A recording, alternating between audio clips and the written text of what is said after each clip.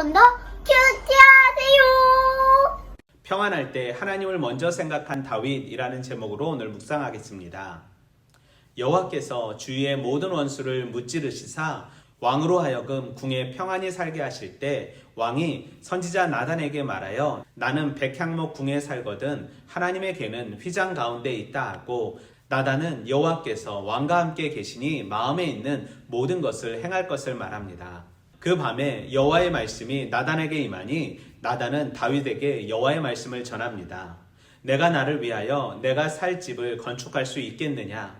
내가 이스라엘 자손을 애굽에서 인도하여 내던 날부터 오늘까지 집에 살지 아니하고 장막과 장막 안에서 다녔나니 이스라엘 자손과 더불어 다니는 모든 곳에서 내가 내 백성 이스라엘을 먹였고 그들에게 왜 내게 백향목 집을 지어주지 아니하냐고 말한 적이 없었다. 그러니 내 종 다윗에게 말하라. 전능하신 여호와께서 말씀하신다. 내가 양떼를 따라다니던 너를 목장에서 데려다가 내 백성 이스라엘의 통치자로 삼았다.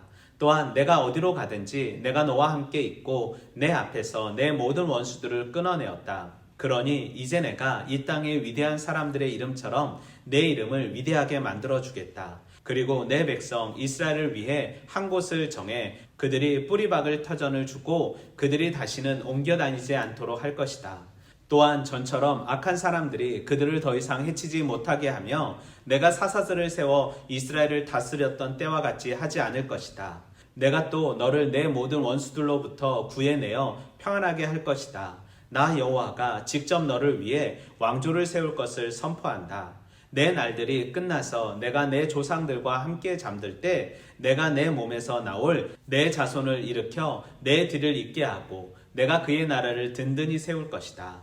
그가 내 이름을 위해 집을 세울 것이고 나는 그 나라의 보좌를 영원히 세울 것이다.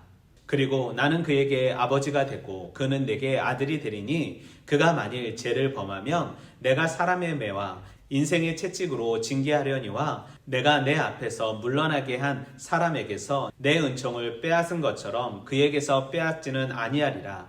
내 집과 내 나라가 내 앞에서 영원히 계속될 것이며 내 보좌가 영원히 서 있을 것이다.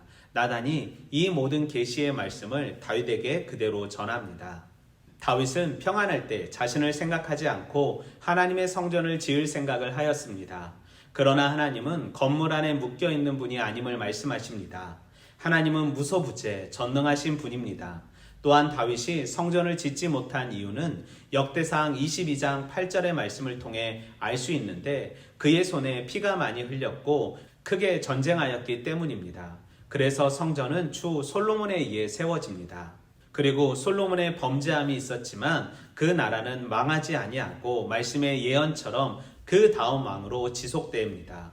우리는 본문 속에서 나의 원수를 무찌르시고 평안히 살게 하신 하나님, 아니 계신 곳이 없으신 무소부재하신 하나님, 아니 계신 곳이 없으신 무소부재하신 전능하신 하나님, 어떠한 대가나 보수를 원하지 않으시는 하나님, 나와 함께 하시고 악한 것으로부터 보호하시고 모든 것을 허락하신 하나님, 하나님의 이름을 위하여 집을 건축할 때 나의 삶을 견고히 세워주시는 하나님, 나의 아버지가 되시는 만군의 여호와 하나님, 죄를 범하면 사람의 매와 인생의 채찍으로 징계하시는 하나님을 발견할 수 있습니다. 태평천하를 누리고 있었던 다윗은 자신의 안위보다 하나님의 궤에 대한 하나님에 대한 더 관심이 있었습니다. 그리하여 하나님의 성전을 지으려고 합니다. 그러나 하나님은 다윗에게 그 어떠한 것도 요구하지 않으십니다. 왜냐하면 하나님은 아니 계신 곳이 없는 무소부재하신 전능하신 하나님임을 깨닫게 하시기 위해서였습니다. 그러니 내 삶에 착함과 진실함, 의로움의 빛의 열매를 맺어야 합니다.